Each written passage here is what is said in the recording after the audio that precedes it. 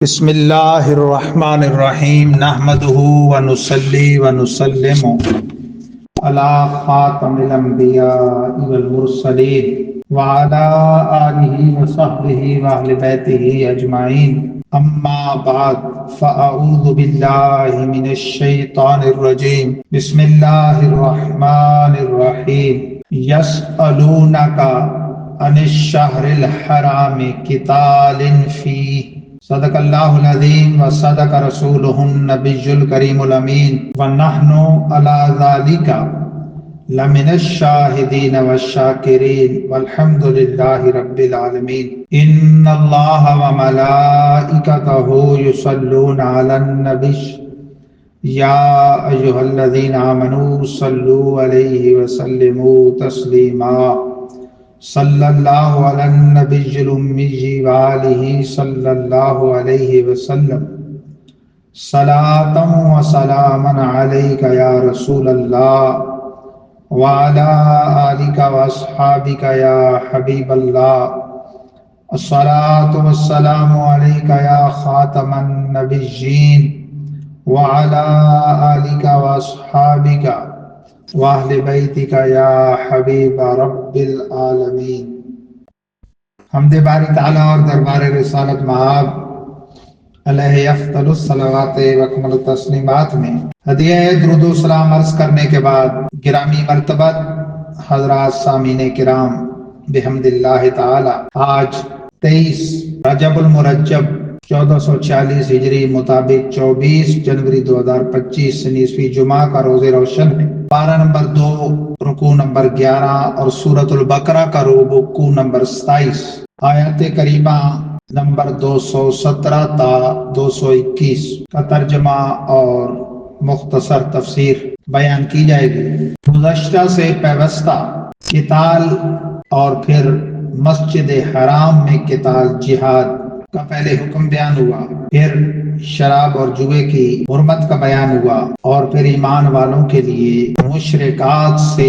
نکاح کی ممانعت کا بیان ہوا۔ ارشاد ہوتا ہے یسألونک عن الشہر الحرام قتال فیہ، لوگ سوال کرتے ہیں آپ سے اے حبیب حرمت والے مہینے کے حوالے سے، اس میں قتال کرنے سے، آپس میں لڑنے سے، جنگ کرنے سے متعلق۔ قل قتال فیہ کبیر، تو کہہ دو اے حبیب جنگ کرنا اس حرمت والے مہینے میں بڑا گناہ ہے۔ حرمت والے مہینے گزشتہ جمعہ بھی میں نے عرض کیا،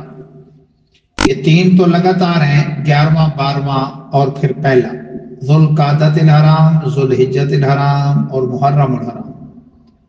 اور ایک جدا ہے ہجری سال کا 7واں مہینہ رجب المرجب، جو کہ اب جاری و ساری ہے، جس کی آج 23 تاریخ ہے، اور 3 دن بعد پیر کے دن گزار کے رات آنے والی جو منگل کی رات ہے 27 جنوری کو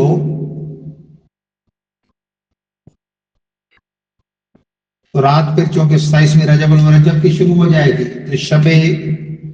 سے شنبہ منگل کی رات وہ معراج النبی صلی اللہ علیہ وسلم کی رات ہے، تو یہ ایک مہینہ حرمت والا ہے۔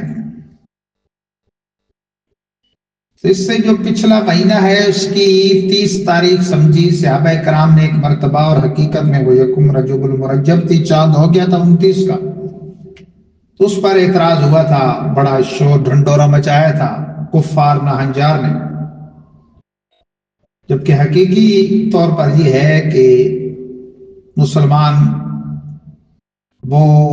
اس بے خبری میں یہ ارتکاب کر بیٹھے تھے کہ انہوں نے چاند کی 30ویں تاریخ سمجھی، اور حقیقت میں مہینہ 29 کا ہو کے وہ یکم رجب المرجب ہو چکی تھی، چاند کی یکم تھی۔ اسلامی مہینہ یہ ہے، مسئلہ یہ ہے کہ حرمت والے مہینے میں اور پھر حرمت والی جگہوں میں قتال منع ہے۔ صد عن سبیل اللہ وکفر بہ والمسجد الحرام، فرما دو اے حبیب کہ ایک قسم قتال گناہ کبیرہ ہے، دوسرا راہ خدا سے روکنا، جس طرح کافروں تم روکتے ہو یہ بھی کبیرہ ہے، اور کفروں بھی اللہ کے ساتھ کفر کرنا یہ بھی کبیرہ ہے، والمسجد الحرام اور مسجد حرام میں بے باکی کا مظاہرہ کرنا اور لڑنا یہ بھی حرام ہے، وَإِخْرَاجُ أَهْلِهِ مِنْهُ أَكْبَرُ عِنْدَ اللَّهِ، اور اس کے اہل کا یعنی اہل حرم کا حرم سے نکالنا یہ بھی اللہ کے ہاں بہت بڑا جرم ہے۔ یہ نہیں کہ وہ جو مسلمانوں سے نادانستگی میں ارتکاب ہوا اس پر تو تم سوالات کرو، لیکن یہ بھی تو بنتا ہے سوال کہ راہ خدا سے روکنا، اللہ کے ساتھ کفر کرنا، مسجد حرام کی حرمت کو پامال کرنا اور اس کے اہل کو وہاں سے نکالنا یہ بھی تو سب گناہ ہے اور کبیرہ ہے۔ وَالْفِتْنَةُ أَكْبَرُ مِنَ الْقَتْلِ، اور ان کے فتنے کا موجود رہنا یہ ان کے قتل سے زیادہ بڑا ہے، یہ ان کا کافروں کا قتل کر دینا یہ بہتر ہے اس سے کہ یہ کافر زندہ رہیں اور مطیع فرما بردار بن کے اسلام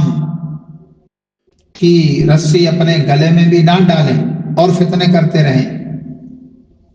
وَلَا يَزَالُونَ يُقَاتِلُونَكُمْ حَتَّى يَرُدُّوكُمْ عَنْ دِينِكُمْ إِنِ اسْتَطَاعُوا، ہمیشہ ہی لڑتے رہیں گے تم سے، مسلسل جھگڑا رکھیں گے، مسلسل قتال کریں گے، یہاں تک کہ وہ پھیر دیں تمہیں، لوٹا دیں تمہیں تمہارے دین سے، اگر وہ استطاعت رکھیں۔ یعنی ایمان والو یہ بات پیش نظر رکھو، ان کافروں کی یہ پالیسی ہے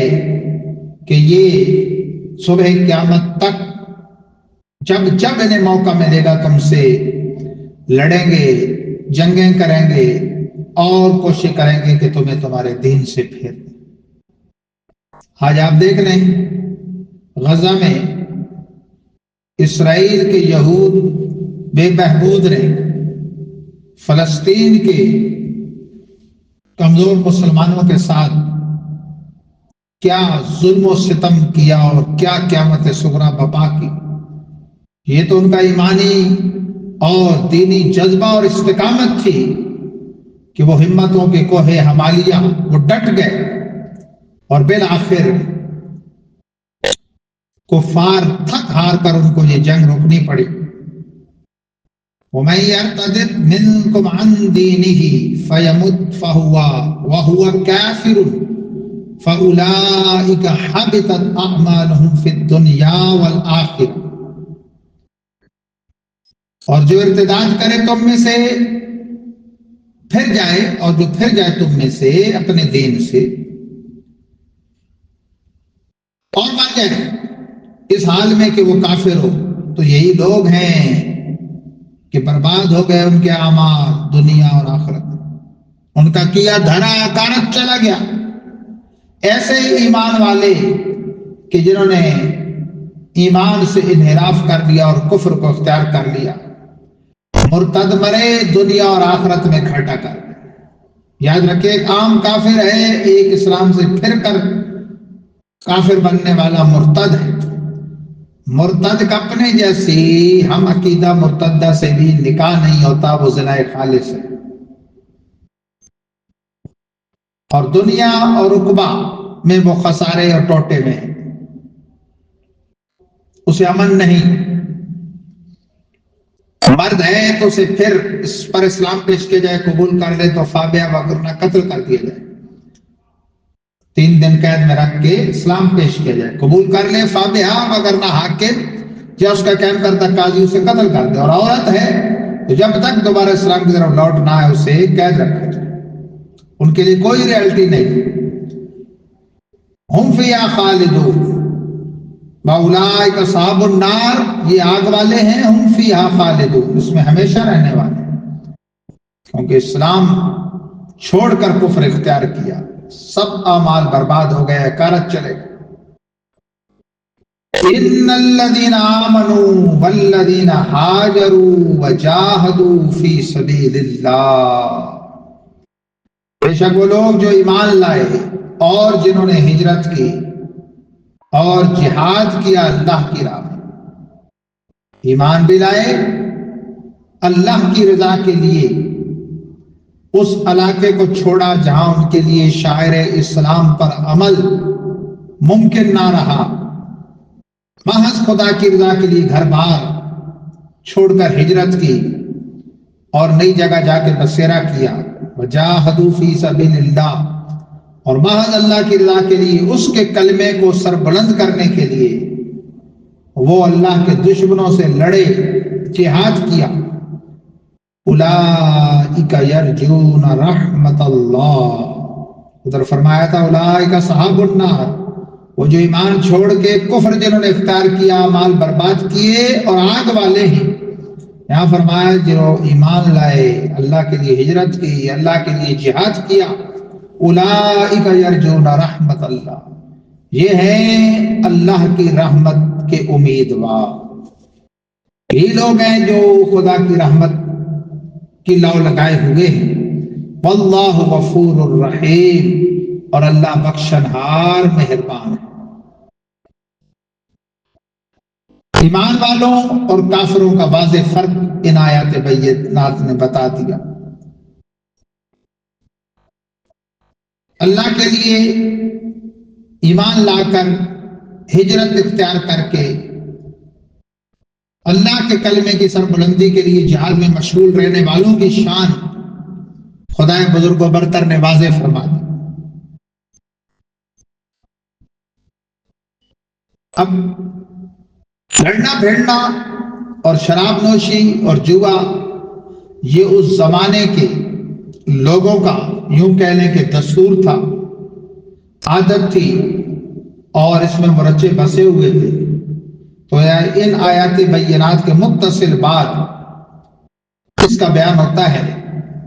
فرمایا یسألونک عن الخمر والمیسر،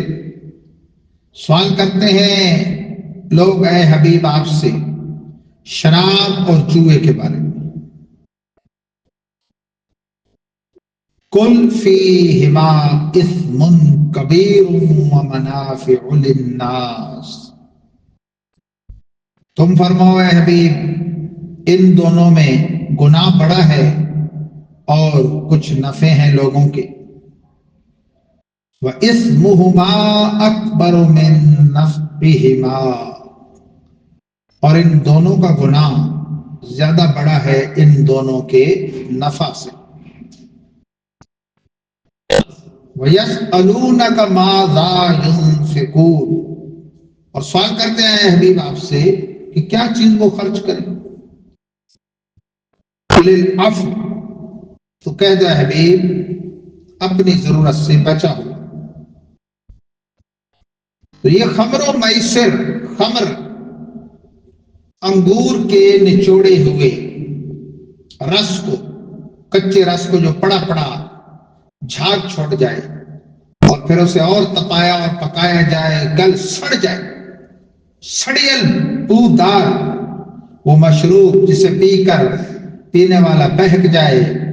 اور بد مست ہو کر طرح طرح کی خرافات میں پڑے، اسے کہتے ہیں خمر۔ اور میسر جوئے کو کہتے ہیں، یسر بھی کہتے ہیں آسانی کو، اور میسر بھی کہتے ہیں اس میں آسانی سے پیسہ آ جاتا ہے چلا جاتا ہے، اس وجہ سے پھر خمر بیمار سے اوڑھنی جیسے وہ لپیٹ لیتی ہے، اس طرح یہ بھی دماغ کو لپیٹ لیتا ہے۔ حدیث پاک میں فرمایا کہ یہ ساری برائیوں کی جڑ ہے۔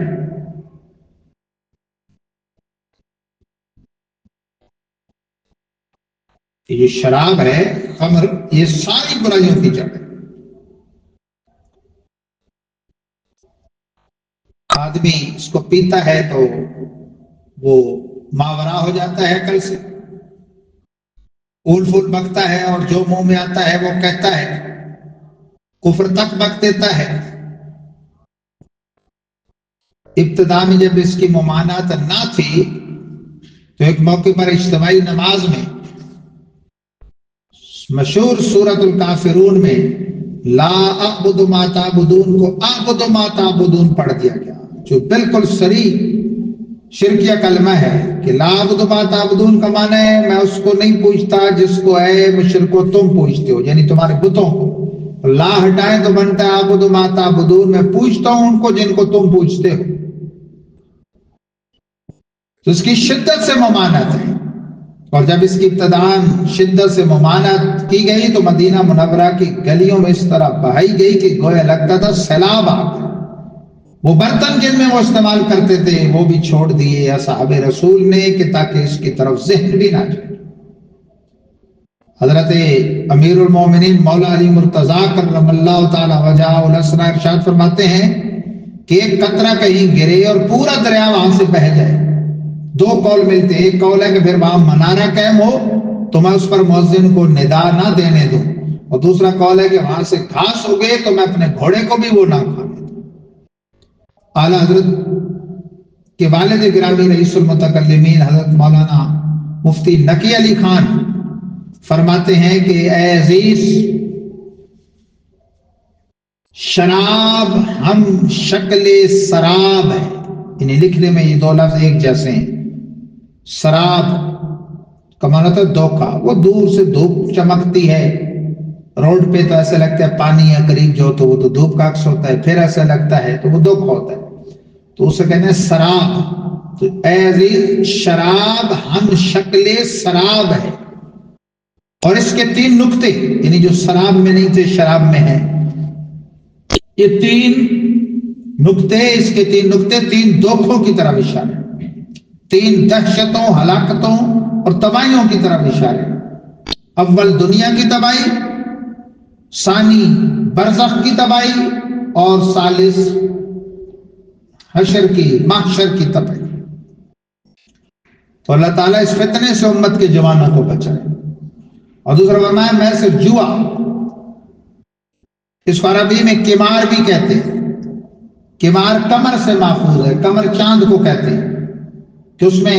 گھٹنا، بڑھنا اور بالکل غائب ہو جانا تینوں صفتیں پائی جاتی ہیں۔ شروع کے دنوں میں چھوٹا ہوتا ہے، پھر بڑھتا ہے،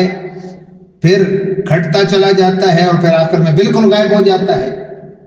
تو قمار میں جیسے گھٹنا، بڑھنا اور بالکل غائب ہو جانا تینوں صفتیں پائی جاتی ہیں، تو کمر میں، چاند میں، تو قمار جو کہ کمر سے ماخوذ ہے اس میں بھی تینوں صفتیں پائی جاتی ہیں۔ جوئے میں کبھی پیسہ بڑھتا ہے، کبھی گھٹتا ہے، بالکل کبھی جاتا رہتا ہے۔ تو اس لیے فرمایا کہ گناہ تو کبیرہ ہے، اس میں لوگوں کے منافع ہیں کچھ، یعنی لوگ جس کو وہ دنیا داری اور کفر کے اعتبار سے کافر نفع سمجھتے تھے کہ ایک تو ان کے ہاں شراب کی خرید و فروخت بھی تھی